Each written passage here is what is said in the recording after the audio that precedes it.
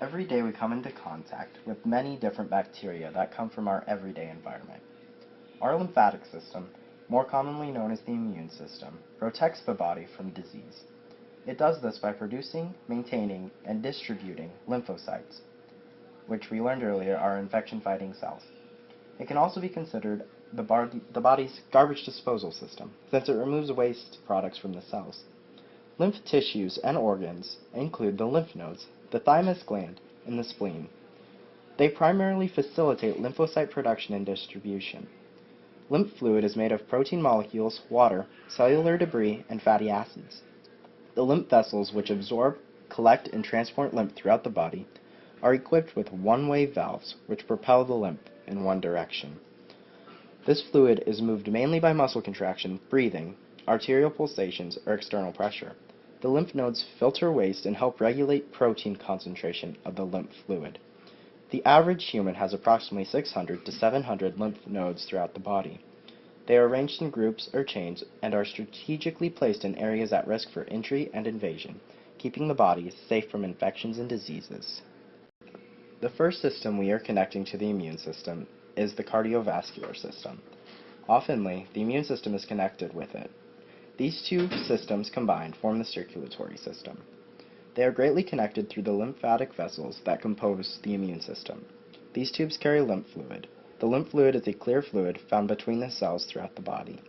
The lymph fluid aids in the removal of waste of the various tissues and cells associated with the body. Mostly acting through the bloodstream, the lymph vessels pick up tissue waste and it is then put into theoretical tubes. This composition of waste and lymph fluid is called lymph. The cardiovascular system, or circulatory system, allows the lymph to travel to the lymph nodes where it is filtered for bacteria and foreign particles. After undergoing a cleansing process, the lymph is returned back to the bloodstream. The immune system also maintains fluid movement between the cells and the bloodstream. As the digestive system is the garbage disposal for the body, the lymphatic system is the garbage disposal system for the cells of the bloodstream. Another important system that works with the immune system is the digestive system. The digestive system allows many foreign objects to enter the body on a daily basis. We all have studied and heard about the villi in the intestines that absorb nutrients that are required to allow our body to work. There are smaller villi and some capillaries in the small intestine that are called lacteal, and they absorb the dietary fats from the foods. It now becomes lymph, and from this point on, it again follows a similar path of which the circulatory system did. The absorbed materials go through a filtering and cleaning process. It goes into the bloodstream, and then the waste is exported out of the body. Every day, airborne particles enter the human body through the respiratory system. The lymphatic system works with the respiratory system by using the mucosal lining of the respiratory tract. This lining contains lymphoid tissue, which is responsible for creating the immune cells, otherwise known as lymphocytes. They are responsible for keeping the body clear of infections and diseases. Other ways they interact is that the lungs present the antigens to the immune system, and this triggers the immune defenses. The respiratory system removes carbon dioxide and provides oxygen, which is essential for the immune cell function. The tonsils, also part of the immune system, provide protection at the entrance of the respiratory tract from foreign debris.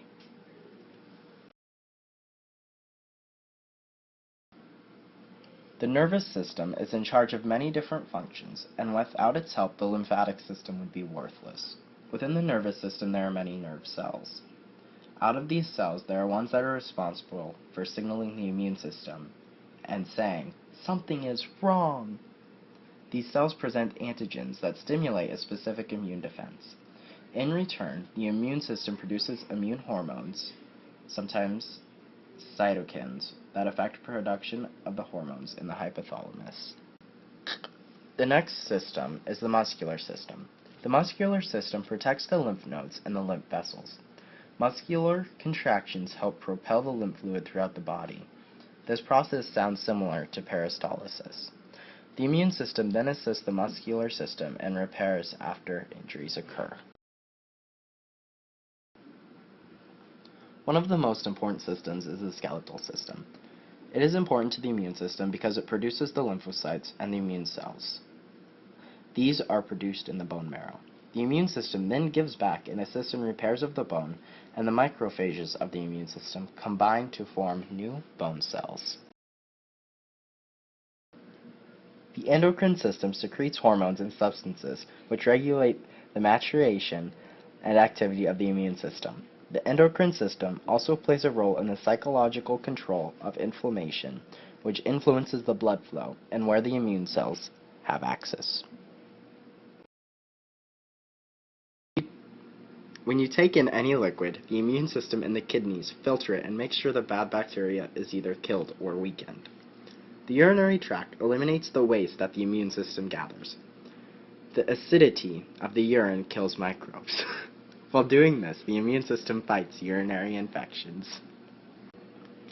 As you can see, the lymphatic system is one of the most important out of the body. Without it, we as a human race would dwindle and die out.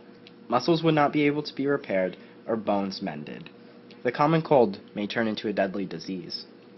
All of the systems of the body equally work together, but the one that keeps all of them healthy is the lymphatic system.